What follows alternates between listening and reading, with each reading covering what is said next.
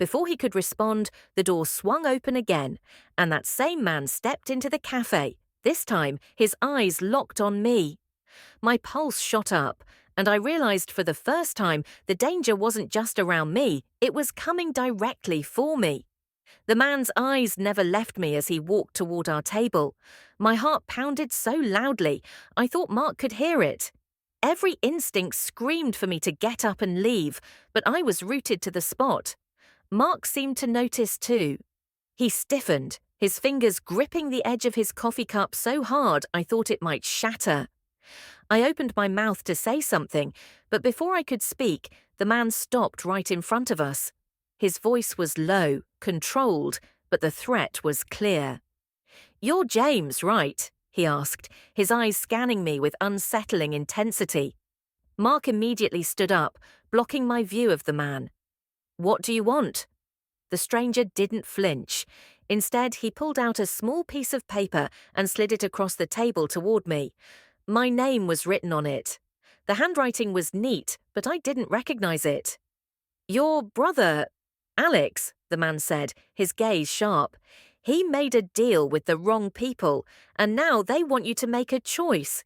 You can either stay out of this, or you can join him. But whatever you decide, it won't end well for you." I froze, my mind racing. "What do you mean, join him? What are you talking about?" I was drowning in confusion and fear, but there was no time to process it before the man turned and walked away as silently as he had come. Mark collapsed back into his seat, his face pale. "I was hoping you wouldn't have to know this way," he muttered, barely audible. "Mark, what the hell is going on? What did Alex do? What is this about?" He let out a long, tortured sigh. "Alex isn't just hiding from these people, James. He's been working for them. He's in deep. The whole thing, it's all connected to your family. Everything you've been running from, they've been trying to protect you from it."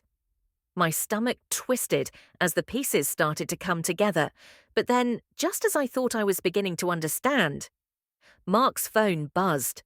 He glanced down at the screen and his face drained of color. "We need to leave, now." Before I could ask why, Mark grabbed my arm and yanked me out of the cafe. The last thing I saw before the door slammed shut was the man, watching us from the street, a cold smile forming on his lips.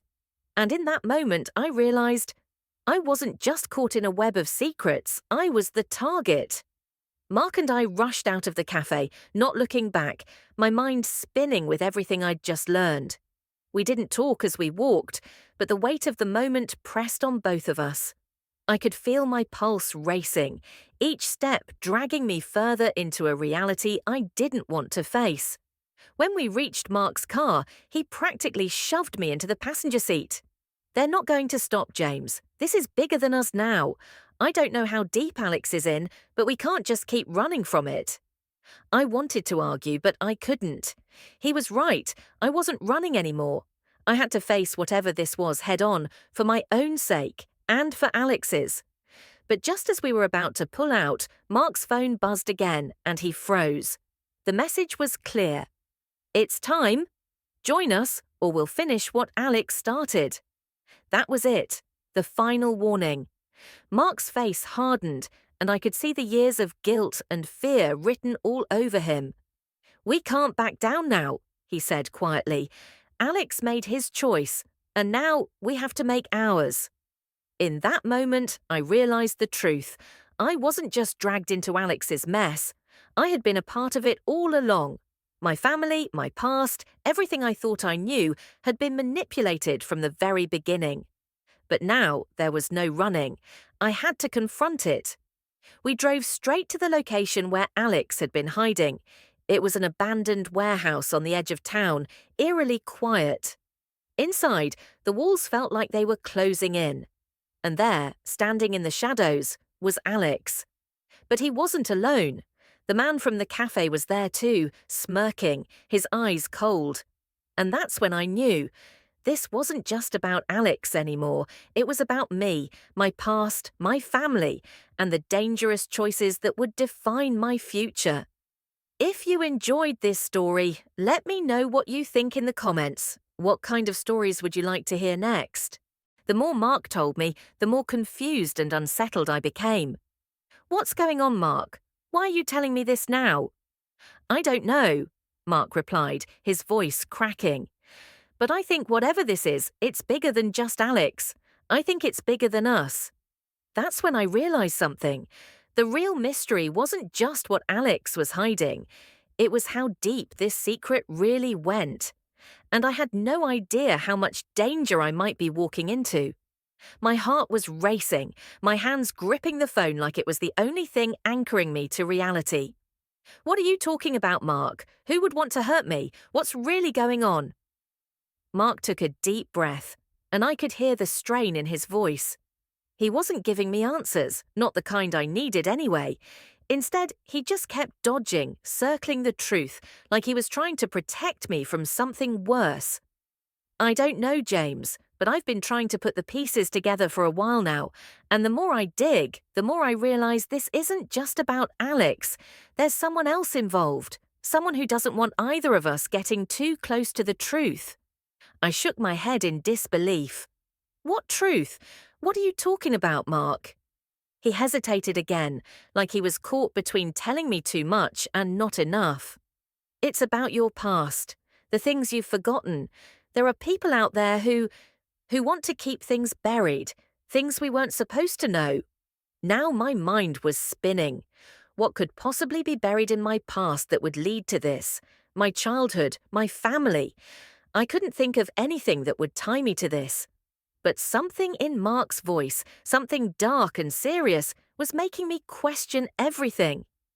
"Mark, you're scaring me," I admitted, my voice trembling now.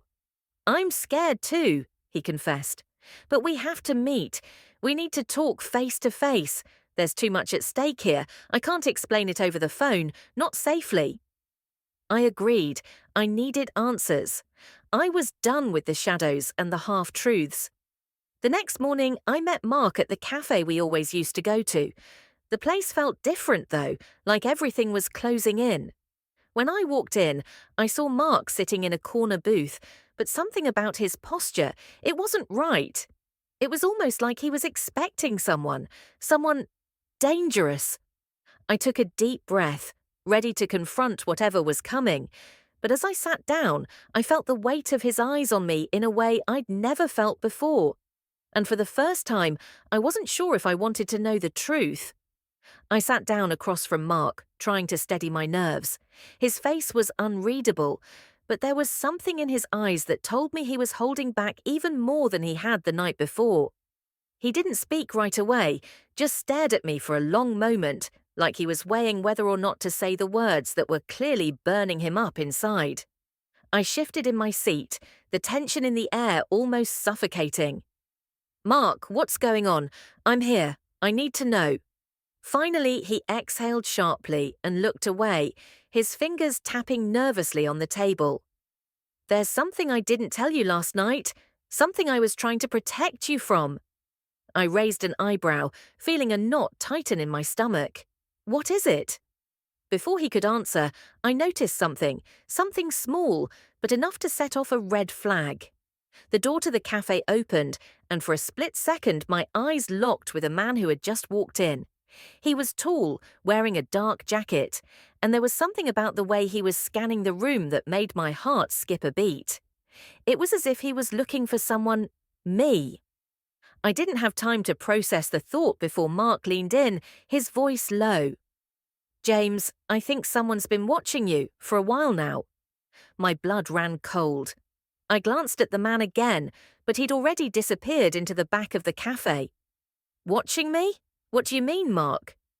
"The things Alex uncovered, people involved in your family's past, they're dangerous. They know who you are, what you've done, and they want to make sure you stay in the dark. They'll do whatever it takes." Suddenly, everything hit me. The late-night phone call, Mark's strange behavior, the mysterious man in the cafe. It all pointed to something far bigger than I could have imagined. And as I sat there, a chill crawled up my spine. I wasn't just caught in the middle of Alex's secret anymore. I was in the crosshairs of something much more dangerous. "Mark, who are these people? What did Alex get himself into?" I asked, feeling the walls closing in. Have you ever had someone in your life who you thought you knew inside and out, someone who was always there, yet one moment they did something that completely flipped your world upside down? That's exactly what happened with my best friend Mark. He and I had been inseparable for over a decade, through every high, every low, and everything in between. We were the kind of friends who could finish each other's sentences and knew each other's secrets without saying a word. But there was one thing about Mark that I never really understood. He had a quiet way of staying in the background, of always supporting me without ever pushing himself forward. For the longest time, I just assumed he was happy being that way, content in the shadows while I took center stage in our friendship. After all, that's how it seemed, right? But everything changed that day. The day Mark did something that I never saw coming. Something that made me question everything I thought I knew about him, and even about myself. To give you a little background, Mark had always been the calm, steady presence in my life, while I was the one who took all the risks, made the bold moves, and chased after dreams that seemed way too big. Mark never judged me, he always had my back. But I didn't realize just how much he was hiding from me, how much he was quietly carrying on his own. It wasn't until that phone call, late one night, that I finally began to understand the truth. And let me tell you, the truth was something I never could have imagined. So what exactly happened that shook me to my core? Well, stick around, because this is only the beginning. That night, when my phone rang, I was deep into a new project I'd been working on, a big career move that had been consuming my time and energy. I almost didn't pick up, thinking it was just another random sales call, but something told me to answer. It was 2 a.m. after all, and Mark never called me this late unless it was important. "Hey, man," he said, his voice shaky, like he had something heavy on his mind. "Can we talk?" I knew something was off. Mark was never this uncertain. He was the guy who always knew what to say, who was rock solid when everything around us felt like it was falling apart. But this time, there was an unease in his voice I couldn't ignore. We talked for a few minutes about random things. He asked about my work, how things were going. It felt almost normal. But then there was a long pause, and I could feel the tension building on the other end. "I need to tell you something," Mark said quietly, "and I need you to promise me you won't freak out." My stomach dropped. That was a strange request from him. "Mark, what's going on?" He hesitated. "It's about my brother."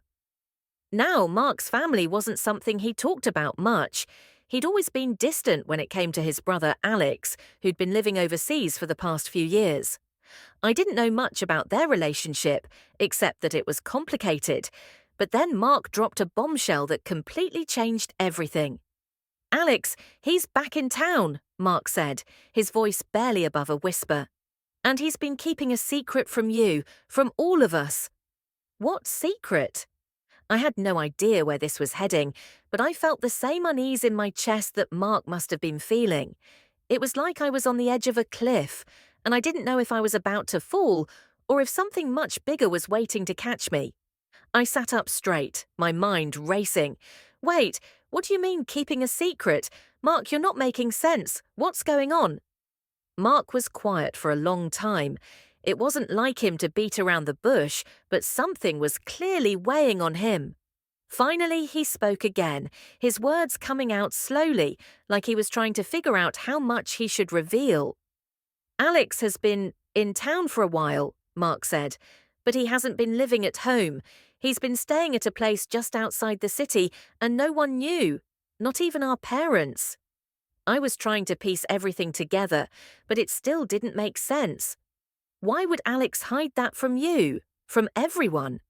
There was a long pause, and I could feel Mark struggling with whatever was going on in his head. "Because, James," he said, his voice barely audible, "I think he's hiding from someone, and I think it has something to do with you." I felt a chill run down my spine. "What do you mean, something to do with me?" I couldn't believe it.